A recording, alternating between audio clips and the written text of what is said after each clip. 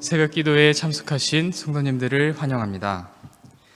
107장 찬미 오 신실하신 주 내 아버지여를 함께 부르시겠습니다.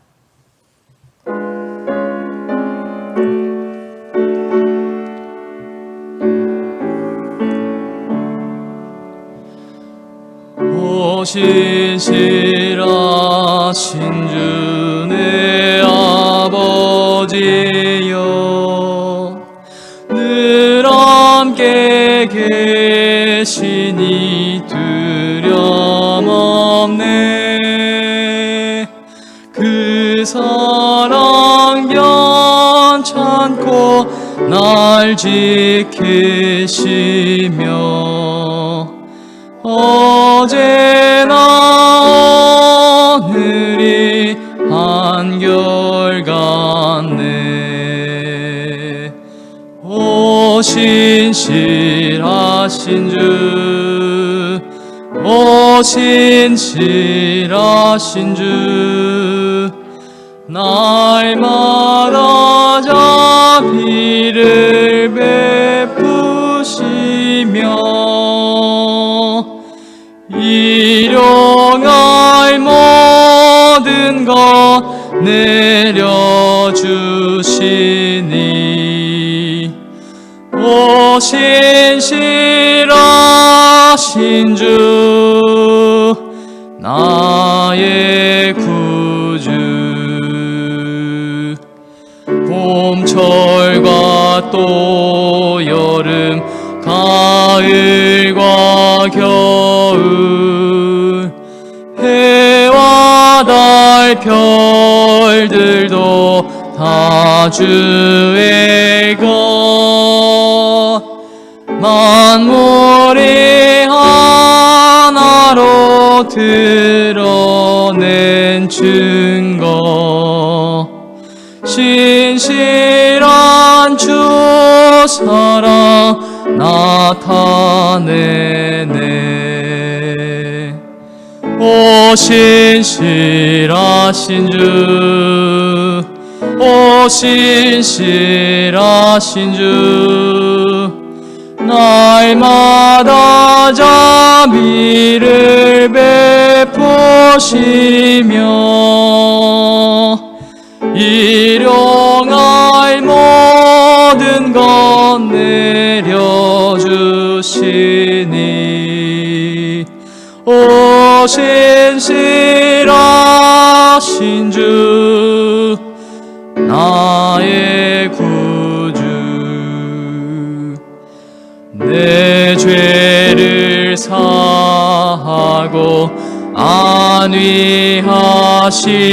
안위하시며 주 친히 오셔서 인도하네.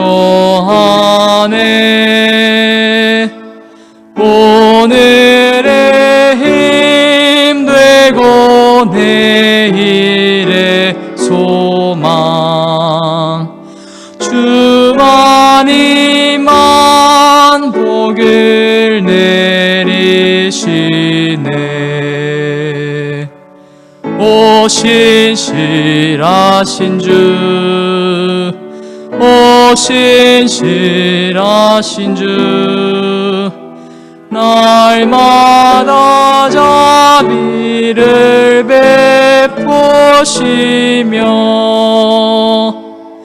일용할 모든 것 내려주시니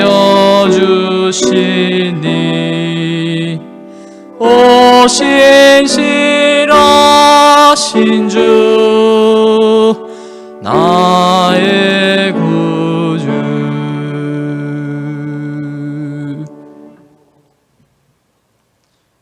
다 함께 일어나셔서 살아계신 주의 영을 부르시겠습니다.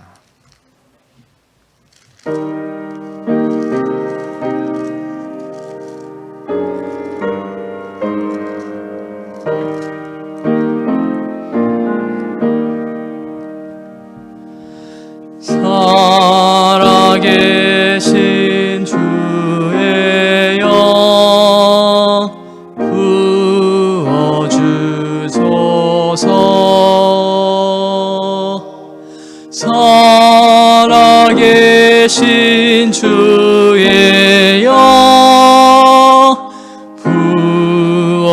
주소서. 새로 지은 내 마음 속에 살아계신 주의 영 부어주소서.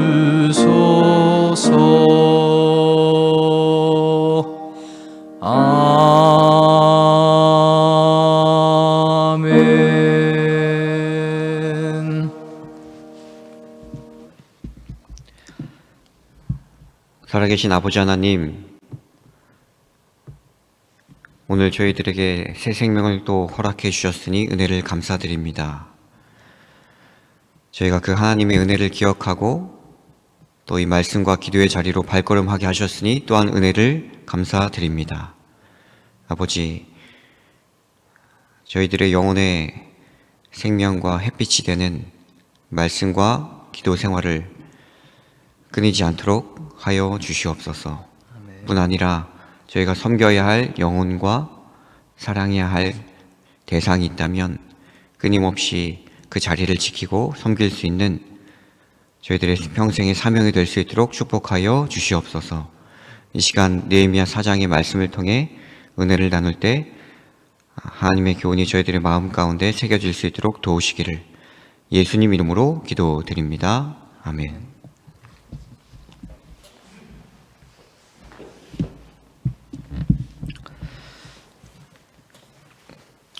오늘은 느헤미야 4장을 펴도록 하겠습니다. 극복의 문제입니다. 예루살렘 성벽의 재건 사업은 결코 순조롭게 진행되지 않았습니다. 그 사업은 대적들의 집요하고도 끈질긴 방해 공작을 받아야 했습니다. 특별히 4장에서 소개되는 산발락과 도비아와 게셈은 무려 5차례에 걸쳐서 성벽 재건 작업을 방해하는 그런 열성을 보이게 되는데요. 4장 1절부터 3절에 있는 말씀을 읽습니다. 산발랏이 우리가 성을 건축한다 함을 듣고 크게 분노하여 유다 사람들을 비웃으며 자기 형제들과 사마리아 군대 앞에서 일러 말하되 이 미약한 유다 사람들이 하는 일이 무엇인가? 스스로 견고하게 하려는가?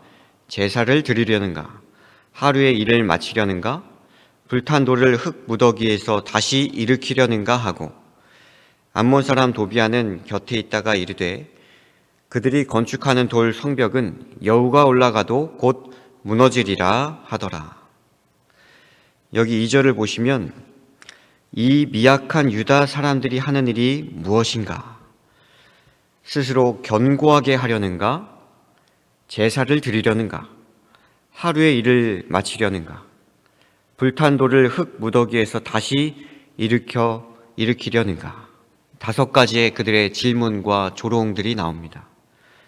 그리고 3절 끝에 보시면 여우가 올라가도 곧 무너지리라.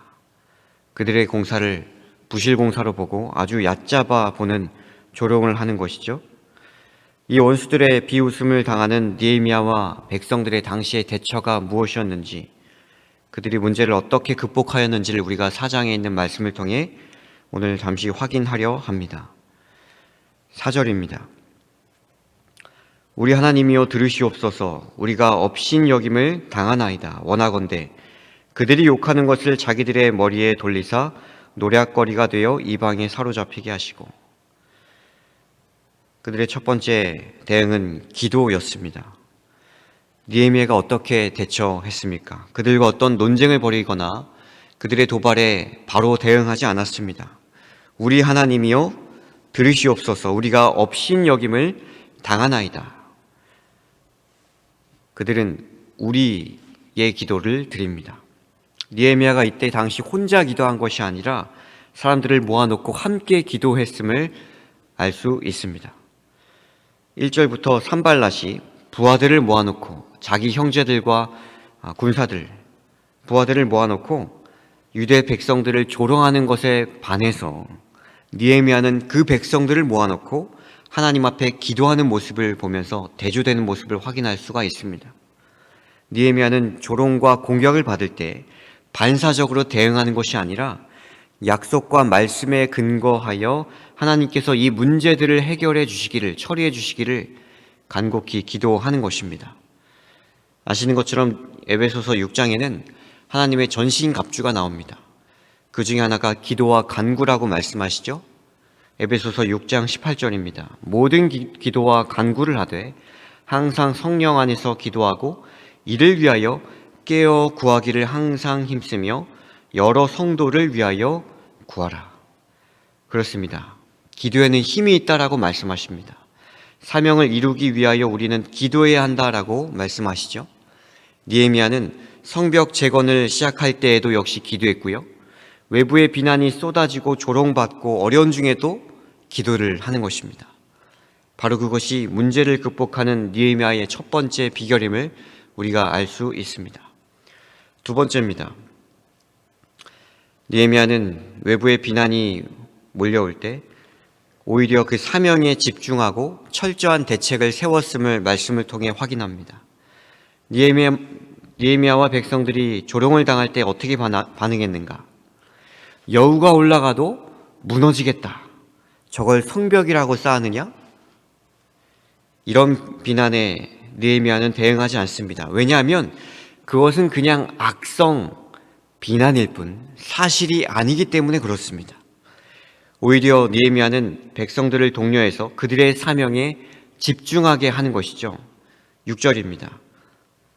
이에 우리가 성을 건축하여 전부가 연락되고 높이가 절반에 이르렀으니 이는 백성이 마음들여 일을 하였음이니라.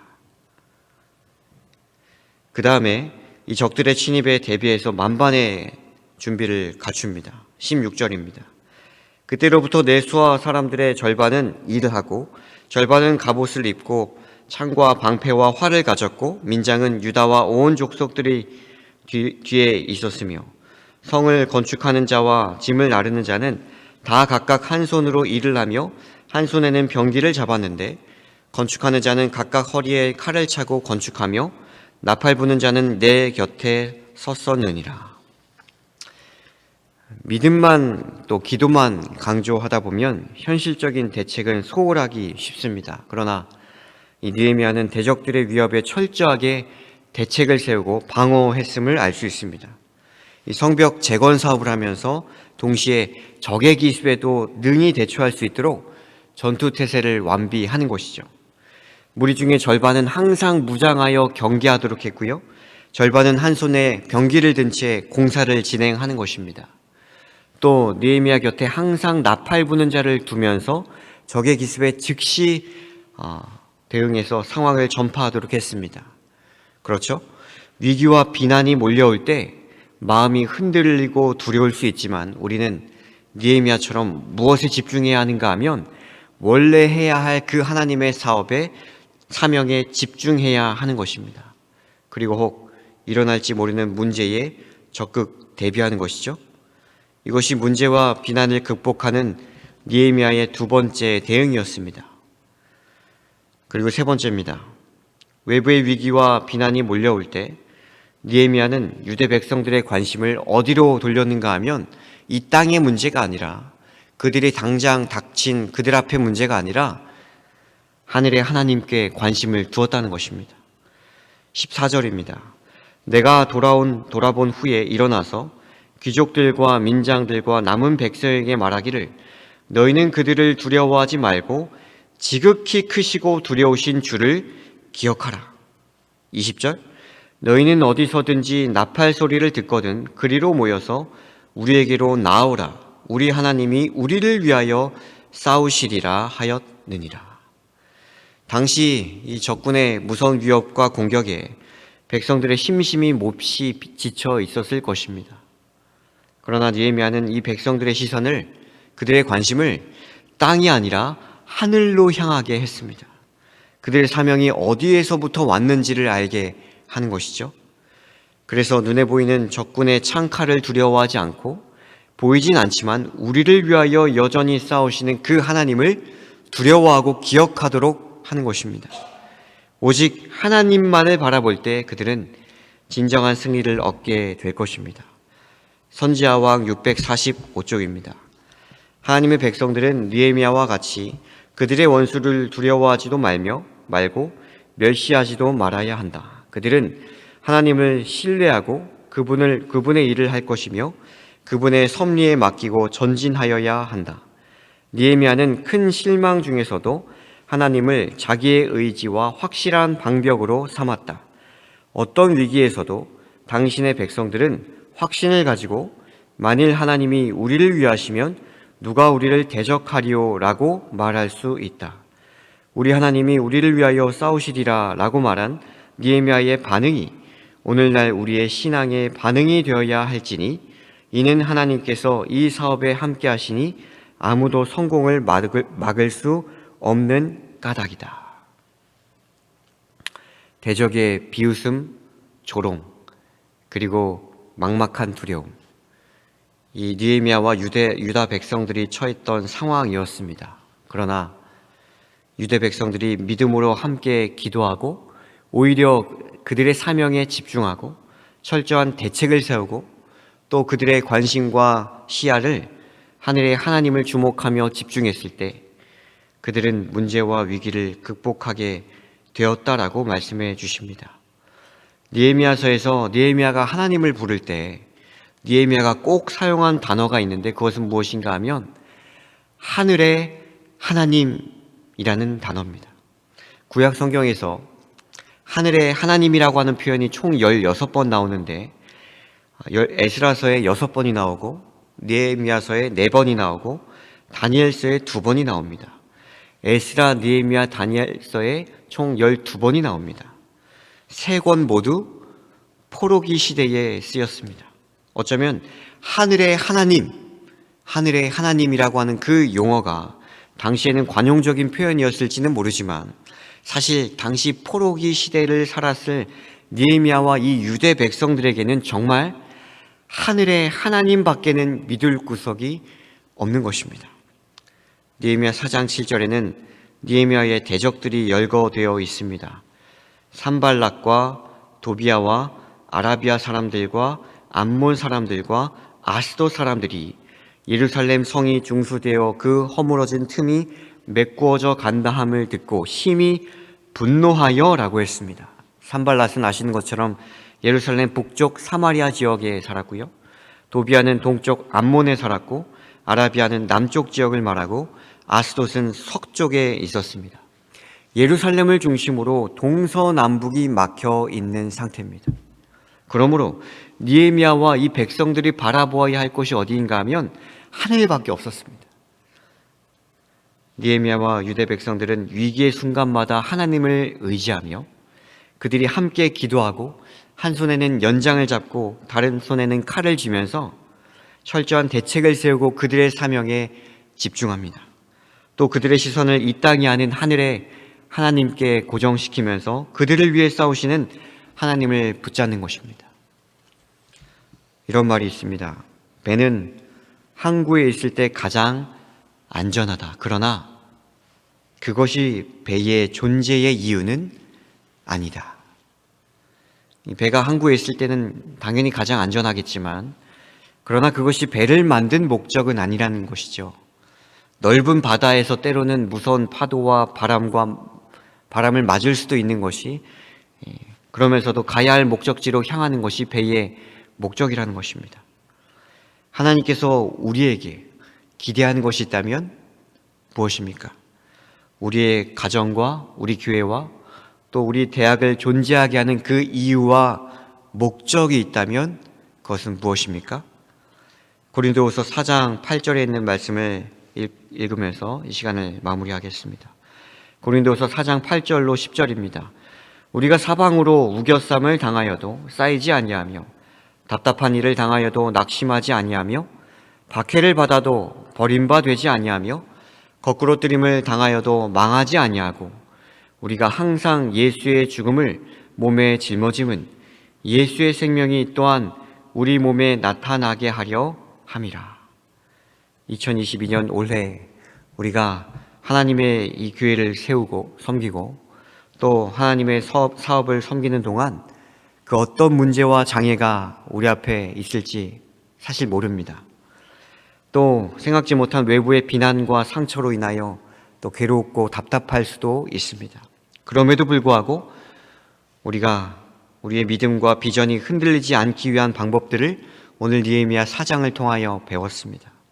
위기와 비난 속에서도 처음 우리에게 사명을 맡기시고 또 우리 곁에서 도우시는 그 하나님을 의지하면서 문제를 해결하시는 그 하나님을 바라보고 경험하면서 하나님을 만나게 되는 그런 놀라운 경험들을 우리 모두가 하게 되는 이 한 해가 되기를 간절히 소망합니다.